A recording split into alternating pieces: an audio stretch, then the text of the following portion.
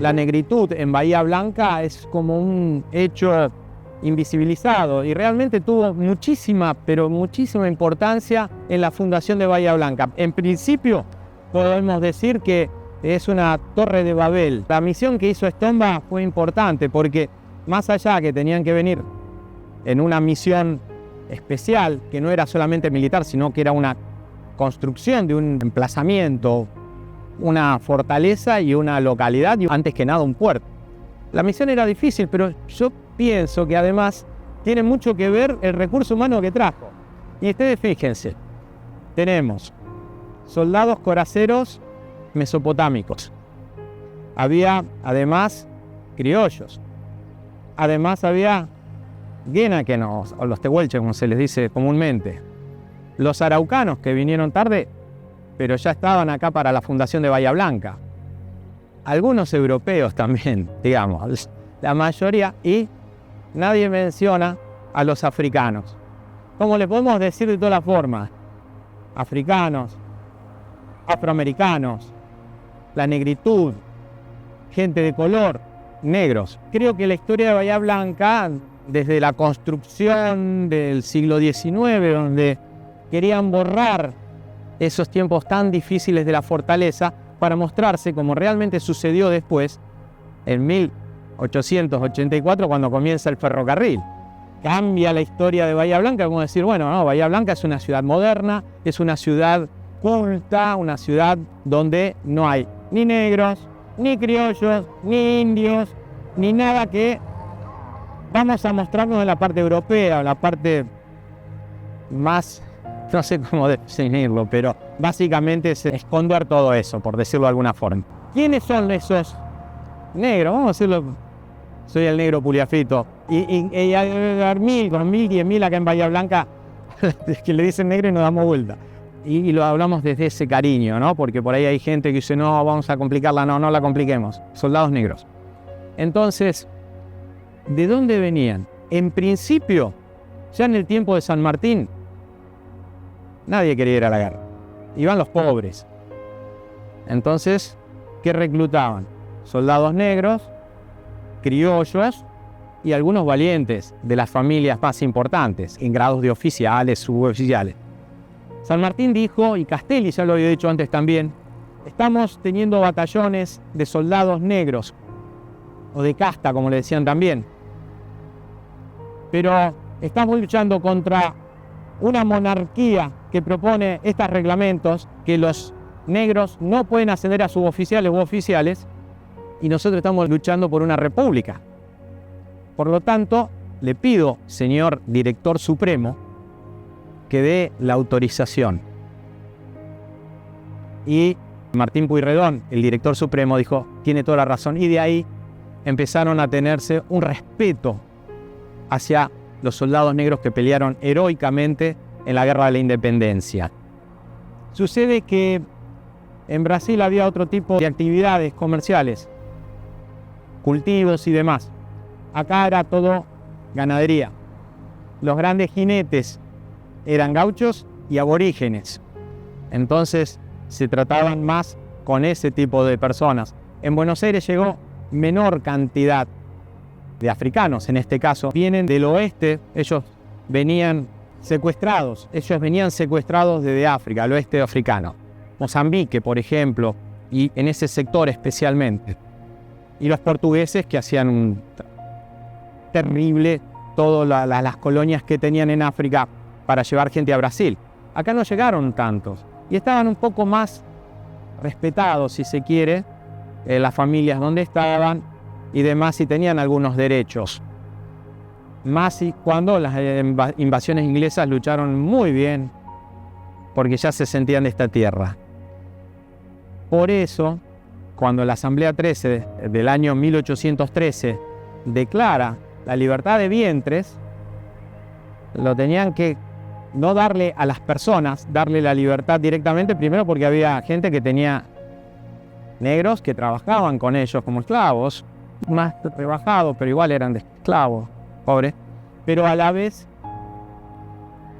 hubiera venido un malón, una cantidad de gente a buscar la libertad acá y era imposible de contenerlos.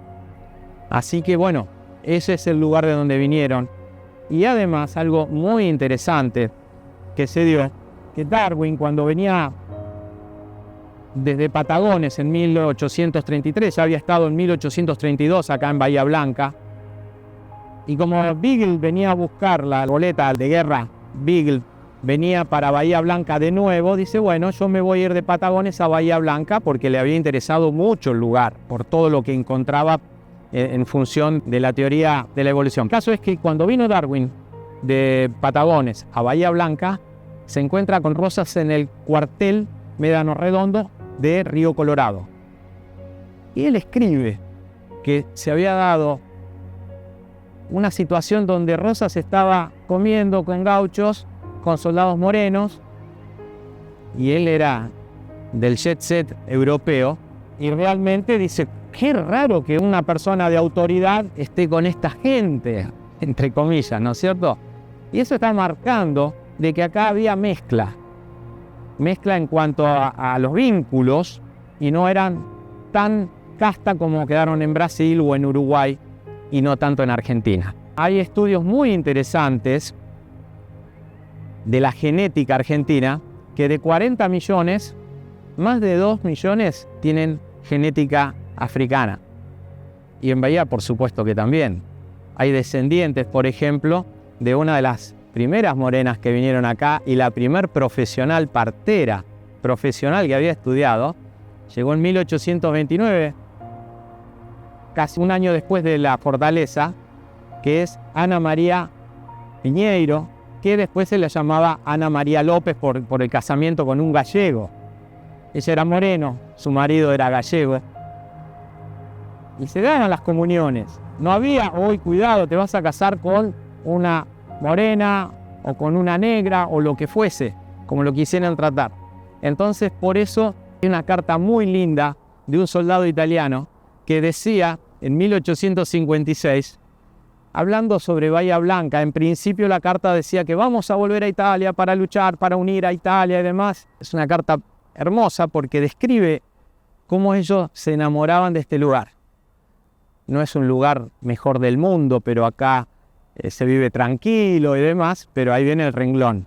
Gli occhi neri delle ragazze, los ojos negros de las chicas.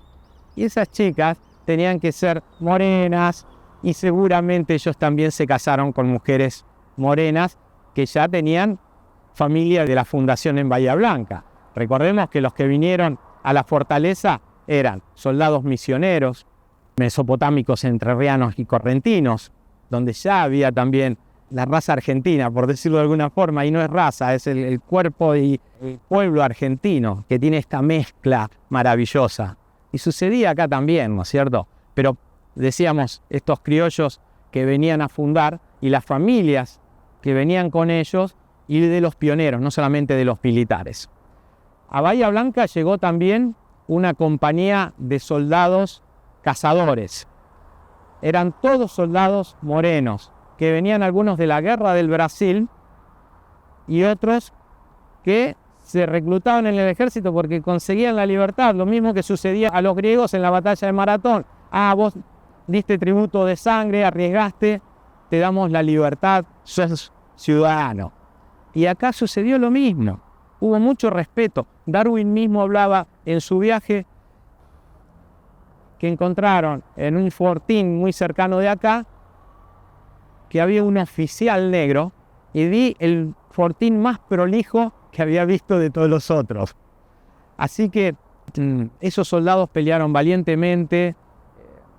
Hay un dato maravilloso, que el sacerdote de la ciudad, por allá está en 1834, más o menos 1835, el nacimiento de un bebé de un soldado del cuadro, que era brasileño, porque mandaron soldados brasileños capturados en Patagones y los trajeron para guarnición acá. A esos brasileños los hicieron soldados y se casaban acá con doña Rosa Muñoz y el brasileño Muñoz era. Esa pareja tuvo un nene que no lo podía definir en su momento a ese italiano, que en su acta de nacimiento decía claramente que no sé cómo definirlo porque es como morochito, pero era aborigen la esposa también. Así que esas mezclas son propias de nuestro pueblo de Bahía Blanca. Sería terrible dejar esto afuera porque es parte de nuestra identidad. Ahora vemos algunos chicos que vienen de África y los vemos en las calles, pero recordemos que muchos de ellos, de su aspecto físico, de sus formas, también dieron lugar para que esta Bahía Blanca sea como la que es hoy.